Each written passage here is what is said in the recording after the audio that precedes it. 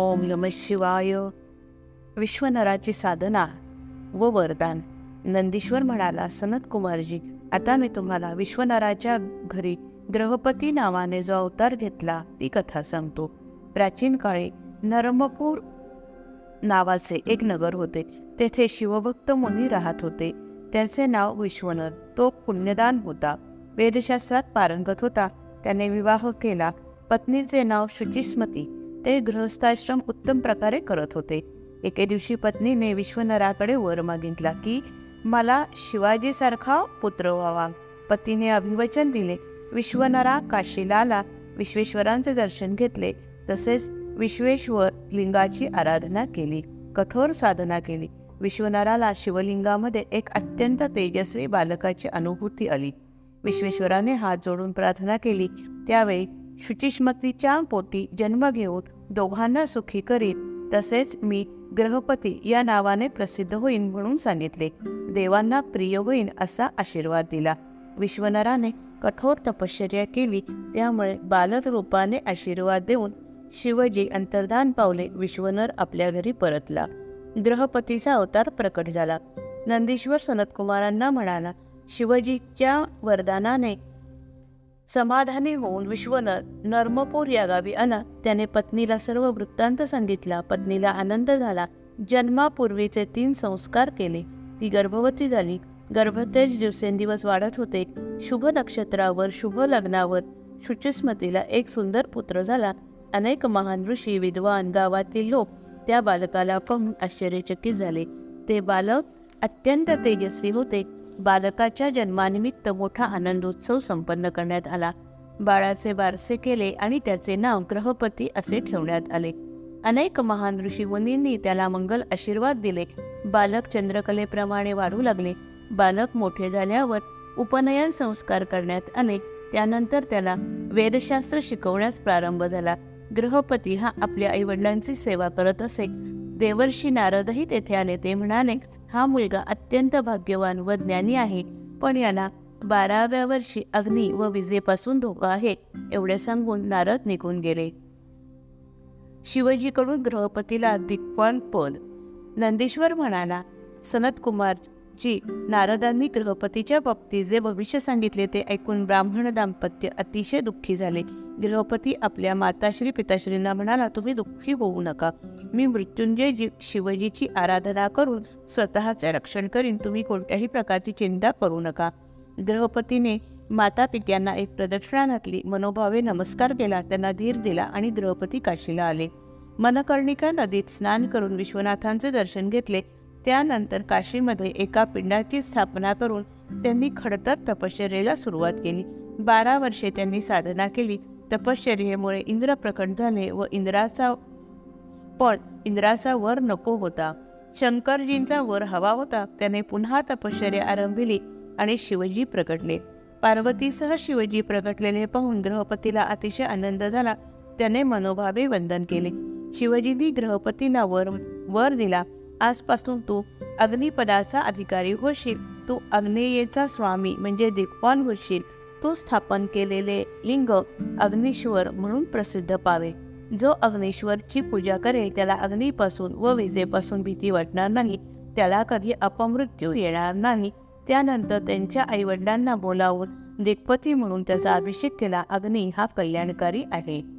यक्षेश्वराचा अवतार प्रकटला. नंदीश्वर म्हणाला, सनतकुमारजी, शिवजी हे अहंकारी लोकांचा अहंकार दूर करतात. सज्जनांचा भक्तिभाव वाढवतात. आता यक्षेश्वर अवतारासंबंधी माहिती सांगतो. पूर्वी समुद्र मंथनातून भीषण अग्नीमुळे विष निर्माण झाले. शिवजींनी ते विष प्राशन केले म्हणून त्यांना नीलकंठ म्हणतात. त्यानंतर समुद्र मंथनातून अमृत निघाले. ते देवांनाच मिळाले. रत्ने निघाली. त्यावेळी देव व दैत्य यांच्यात युद्ध सुरू झाले. राहू चंद्राचे युद्ध सुरू झाले. शिवजींना चंद्र शरण केले. त्यामुळे त्यांनी चंद्राला मस्तकी धारण केले. युद्ध जिंकल्यामुळे देवांना अहंकार झाला. शिवजींनी यक्षाचे रूप धारण केले. देवांनी आपला अहंकार प्रकट केला. यक्षाने एक काडी टाकली व त्यावर शस्त्राचा मारा करून तोडून दाखवा म्हणून सांगितले. पण देवांना ते जमले नाही. यक्ष म्हणजे शिवजी आहेत हे जाणल्यावर सर्व देव त्यांना शरण गेले व वारंवार वंदन केले. शिवजींनी त्यांना आशीर्वाद दिला. यज्ञाचे रूप घेऊन आले म्हणून यक्षेश्वर अवतार प्रसिद्ध झाला. भगवान शंकरांचे 10 अवतार. नंदीश्वर सनतकुमारांना म्हणाला, आता शिवजींच्या 10 अवतारासंबंधी सांगणार आहे. उपासना करताना याचा उपयोग होतो. महाकाल हा शिवजींचा प्रथम अवतार. हा सज्जनांना भोग आणि मोक्ष देणारा आहे. महाकाली ही या अवताराची शक्ती आहे. भक्ताला इच्छित फळ देणारी ही शक्ती आहे. तार हा दुसरा अवतार. तारा ही त्याची प्रत्यक्ष शक्ती आहे. हे दोघे भक्तांना सुख, शांती, भोग व मोक्ष देतात. बालभुवनेश्वर हा तिसरा अवतार. बालभुवनेश्वर ही त्याची शक्ती आहे. ही सज्जनांना सुख, शांती देणारी आहे. षोडश श्रीविद्येश हा चौथा अवतार. षोडशी श्रीविद्या ही त्याची शक्ती आहे. हे दोघेही सुख व मोक्ष देणारे आहेत. भैरव हा 5वा अवतार आहे. भैरवी गिरीला ही त्याची शक्ती आहे. तो भक्तांचा मनोरथ पूर्ण करणारा अवतार आहे. छिन्नमस्तक हा 6वा अवतार आहे. छिन्नमस्तक गिरिजा ही त्याची शक्ती आहे. ती भक्तांचे मनोरथ पूर्ण करते. घुममान हा त्यांचा 7वा अवतार आहे. घुमावती ही त्यांची शक्ती आहे. हे दोघेही मनापासून उपासना करणाऱ्यांना श्रेष्ठ असे फळ प्राप्त करून देतात. बगलामुख हा 8वा अवतार आहे. बगलामुखी ही त्याची शक्ती आहे. ती भक्तांचे जीवन आनंद करणारी आहे. मातंग हा 9वा अवतार आहे. मातंगी ही त्याची शक्ती आहे. भक्तांच्या सर्व मनोकामना ती पूर्ण करणारी आहे. कमल हा 10वा अवतार. कमला ही त्याची शक्ती आहे. ही भुक्ती प्रदान करणारी आहे. भगवान शंकरांचे 10ही अवतार भक्तांना सुखशांती प्रदान करणे, कार्यसिद्धी पूर्ण करणारे आणि सर्व भावे कल्याण करणारे आहेत. सर्वांच्या कल्याणाचा विचार डोळ्यासमोर या अवतारांची पूजा करावी. आपल्यातील देवत्व आपणास प्रकट करावयाचे आहे. यासाठी शुद्ध अंतःकरणाने शिवजींची पूजा करून आपले हृदय अधिक शुद्ध बनवावे. आतील शिवचरणाला सर्व भावे शरण जावे. शिवजींचे 11 रुद्रावतार. नंदिकेश्वर म्हणाला, सनतकुमारजी, आता मी तुम्हाला शिवजींचे श्रेष्ठ 11 अवतार सांगणार आहे. दैत्य व देवांच्या युद्धात देवांचा पराजय झाल्यावर सर्व देव हे कश्यपांना शरण गेले. कश्यपांनी देवांना धीर दिला आणि ते काशी नगरीत गेले. त्यांनी विश्वनाथांची पूजा केली आणि काक्षी क्षेत्री एक लिंग स्थापन केले. त्यांनी कठोर साधना केली. त्यामुळे शिवजी प्रसन्न झाले व त्यांनी वर मागावयास सांगितले. कश्यपांना अतिशय आनंद झाला. त्यांनी हात जोडून विनंती केली की दैत्य हे देवाचा अतिशय छळ करत आहे, तरी तुम्ही माझ्या पुत्र रूपाने प्रकट होऊन देवांचे रक्षण करा, त्यांना सुखी करा. कश्यपांचे मनोगत जाणून शिवजींनी त्यांना तथास्तु म्हटले. कश्यप आनंदाने आश्रमात परतले. त्यानंतर शिवजींची 11 रूपे प्रकटली. मोठा उत्सव साजरा झाला. सर्वजण आनंदी झाले. 11 रुद्रांचे कपाली, पिंगळ, भीम, विरूपाक्ष, विलोहित, शास्ता, अजपाद, अहिरबुंज, शंकू, चंड व भव असे नामकरण केले. देवकार्यासाठी प्रकट झालेली 11 रुद्र शिवजीचे रूप असून सुरभीचे पुत्र म्हणून प्रसिद्ध आहेत. त्यांनी दैत्यांचा पराजय केला व देवांना सुखी केले. आजही देवांचे रक्षण करण्यासाठी 11 रुद्र स्वर्गलोकी ईशान्य दिशेला राहतात. शिवजी अंश दुर्वासांचे चरित्र. नंदीश्वर म्हणाला, सनतकुमारजी, शिवजींनी दुर्वास म्हणून जो अवतार धारण केला त्याची कथा सांगणार आहे. अत्री हे ब्रह्माजीचे पुत्र. अनुसूया ही त्यांची पत्नी होत. अत्री ऋषींनी कठोर साधना केली. त्यावेळी ब्रह्मा, विष्णू व शिवजी प्रगटले. त्यांनी अत्रीचे मनोगत जाणून वर दिला की तुम्हाला आमच्या अंशापासून 3 पुत्र होतील. अनुसूयेला अत्रीपासून 1 पुत्र झाला. तो ब्रह्माजीचा अंश होता. त्याचे नाव चंद्र. अनुसूयेचा दुसरा पुत्र दत्त हा विष्णूंचा अंश. तिसरा दुर्वास हा शिवजींचा अंश. तो धर्माने वागणारा होता. त्याने अनेकांची धर्मपरीक्षा घेतली. अंबरीश राजाची परीक्षा घेतली. तसेच त्यांनी प्रभू रामचंद्राचीही परीक्षा घेतली.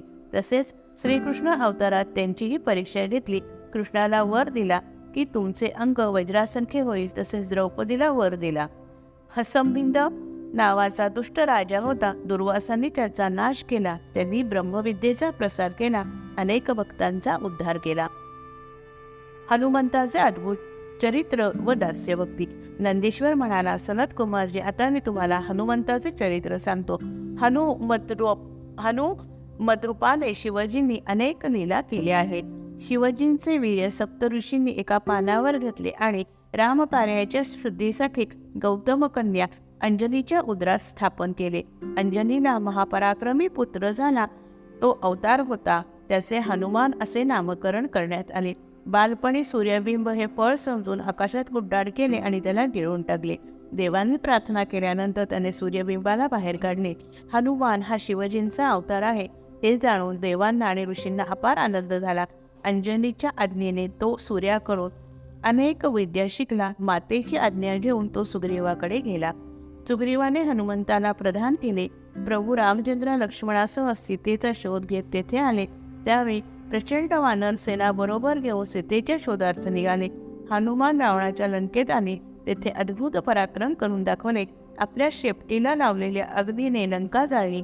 रामचंद्राला सीतेचे कुशल सांगितले. सर्व वानर सेनेला घेऊन पूल बांधला. लंकेत प्रवेश केला. लक्ष्मणाला शक्ती लागल्या वर संजीवन औषधीचा डोंगर उचलून आणला. रामचंद्राला सहाय्य करून रावणाचा वध केला. सीतेला परत आणले आणि हनुमंतांनी आयुष्यभर दास्यभक्ती केली.